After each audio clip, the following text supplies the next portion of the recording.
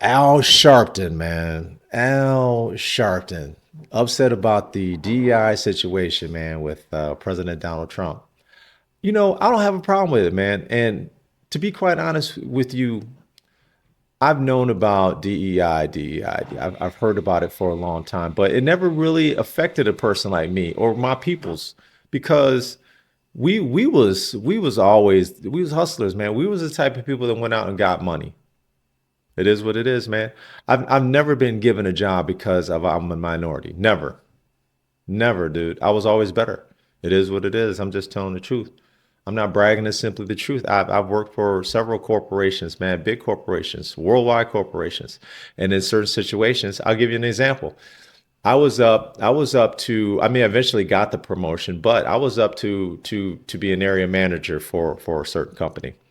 And I looked at the people that I was up against, and everyone I was up against, they were white. I was the only brother, right?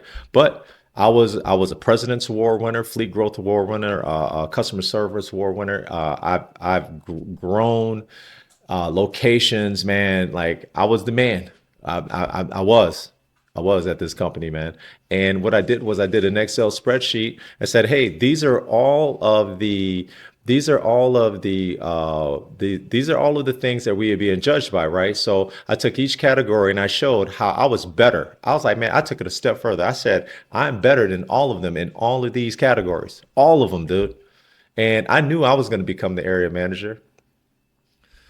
My boss sat me down, came in. I thought he was coming to congratulate me and give me the job, and he told me no. He goes, man, look, we know you're better than them. I'm like, okay, so what's the problem? I didn't think of it. I didn't think of it as some this is racist because the people that I was up against were all white. It was two white guys and a white girl. He just told me, look, it's the tenure, man. They've been here a long time. He basically was saying that, man, you're a stud, bro. You're an anomaly. You're the man. You're exceptional. You're exceptional. B&B. I wasn't B&B back then. But we're going just for this story. I'm gonna use B&B. But he was basically saying, hey, we know you're really good, and you've won all these awards. You've done the damn thing. All of my people, I had great employee retention. All of my people were getting promoted. They were becoming assistant managers and managers. My assistant managers were becoming managers. I was doing the damn thing too, and I was doing it at many different locations. They said it was tenure. They've been here a long time, man. We've got to get them promoted. But that wasn't the criteria when I was initially told about this. Like, okay, eventually I did get that promotion. But those three people, they all got the promotion before I finally got it. I'm like, and I was better than them. I was better than them. And a lot of people, even two of the people I was up against, they thought I was going to get the job. They're like, dude, I'm shocked. I'm shocked you didn't get it over me.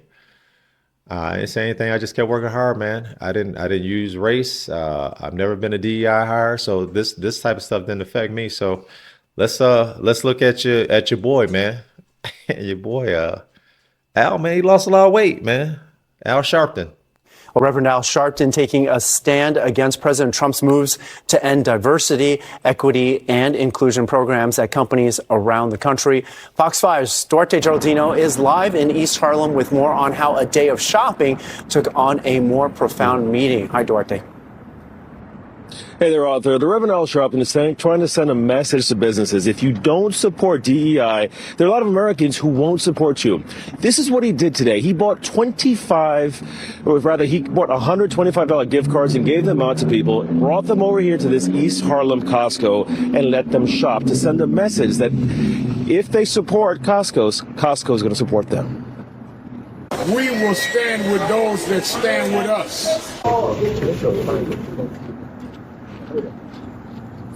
Now, Costco says it's sticking with its DEI programs, and Sharpton wants to encourage other businesses to do the same. President Trump ordered all federal DEI staff on paid leave and signed orders to dismantle DEI programs in both government and private businesses. Now, one of those orders requires the government to review DEI policies of public companies, but the National Action Network says it won't back down. They plan to boycott companies that get rid of their diversity, equity, and inclusion programs. For 90 days, we're going to research the company that we find that has made the most affront. We will call a boycott. But today, we are calling a buy-in. While Costco says it remains committed to DEI, many well-known companies are scaling back their programs, including Target, Meta, Amazon, McDonald's, Walmart, Lowe's, and Ford. Now, today it was about buying and supporting companies that support DEI, but the National Action Network says it will soon announce the names of companies that it plans to boycott. Arthur? Thank you very much, Duarte. Al Sharpton, man, out here boycotting. Look at Al, man. Oh man, look, man. I think that Al Sharpton sometimes, man. I just think that he's a race baiter, man. Seriously, man. When are we going to move on, man? And I'm not saying this to be insensitive because I've been a minority in this country, obviously, my entire life, man. Have I seen racism? Sure, absolutely, I have, man. But I don't use it as an excuse to hold me back. Have I seen racism in the workplace? Have I seen, racism just being out and about, just my social life? Sure. I don't use it as an excuse. I don't use it as an excuse to hold me back. I definitely didn't use it as an excuse in the work world. I didn't. I just think that there's probably a lot of other things that Mr. Sharp that could do, man, and it would be more well suited for his time. Um, I just don't agree, man. The DEI situation, I'm okay with it. I'm okay with Donald Trump getting away with it, getting rid of it because it was never something that was beneficial to me. No, I just figured, man, let the best man or woman win and go out there and hustle and get to a better situation. I never just, I mean, I shouldn't say never, but for the longest time, for the longest time, I've had the philosophy that I can't just depend on a job. I have to have multiple streams of income. I have to be bringing in money. That the multiple streams of income is the insurance policy because when you go to a job, that job ain't guaranteed, man. I've seen people fired for horrible reasons. I've seen people fired just because the boss was a narcissistic person and jealous and wanted to take credit for everything and hated the love of this person got, or they created some narrative to manage this person out. I've seen it, man.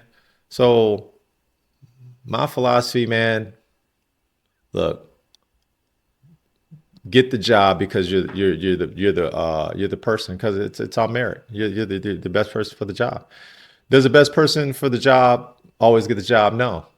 That's in a DEI case or non-DEI case. Sometimes the best person doesn't get the job. It is what it is, man. That's life.